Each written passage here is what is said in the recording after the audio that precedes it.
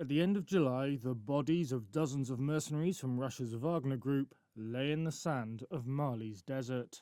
They were killed in a battle with Tuareg rebels during a sandstorm near the town of Tinzaouaten on the Algerian border. It was a heavy defeat, which analysis has now revealed involved seasoned Russian war veterans. That shines a spotlight on the dangers for Russian mercenaries who may have thought that an Africa posting was an easy assignment. And it also casts doubt, analysts say, on Moscow's ability to do any better against separatists and powerful offshoots of Al-Qaeda and Islamic State than the Western powers recently expelled by juntas in Mali, Burkina Faso and Niger. Jędrzej Jereb, an analyst at the Polish Institute of International Affairs, described the defeat as the biggest Wagner has ever suffered in Africa. They were still under impression that they are, that it's an easy fight. They captured Kidal, the northern town in Mali, last year in November with no fight actually. So they underestimated the quality of Tuareg fighters that they were facing. Now, through a combination of publicly available information, interviews with relatives, and facial recognition software, Reuters has identified 23 fighters missing in action and 2 now held in Tuareg captivity. Among them are veterans who had toured in Ukraine, Libya, and Syria.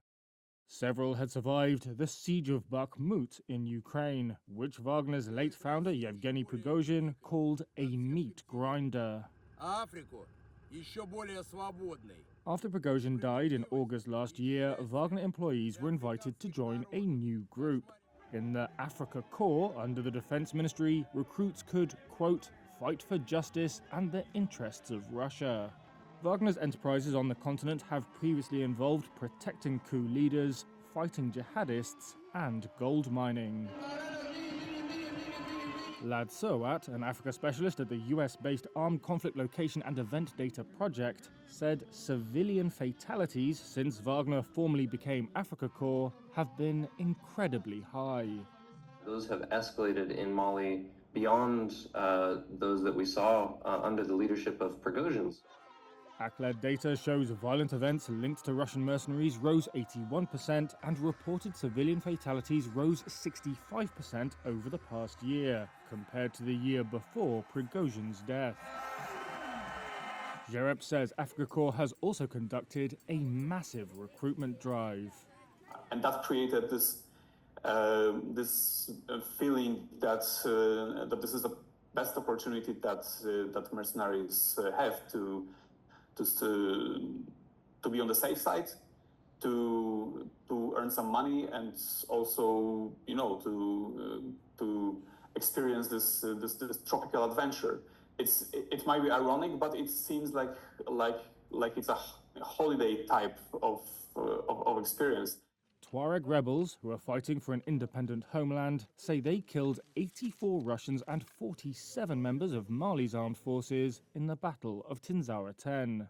Grisly footage of dead fighters has since circulated online. Some relatives say the bodies of their husbands and sons have been abandoned in the desert. Lubov Bajanova said she was angry with Wagner for sharing no information about the fate of her son, Vladimir Akhimov, or the whereabouts of his body. Margarita Goncharova said her son, Vadim Evzyukov, had served in Ukraine, but had struggled with survivor's guilt and secretly traveled to Africa in April to join his former commander. One of the most experienced men was Alexander Lazarev, who served in wars against Chechen separatists in the 1990s and 2000s, according to his wife's posts in a Wagner channel on the social media app Telegram. Wagner has acknowledged heavy losses in the Mali ambush, but gave no figure. The Malian army also did not give a death toll. The Russian Ministry of Defense, Foreign Ministry and Wagner did not respond to requests for comment for this story.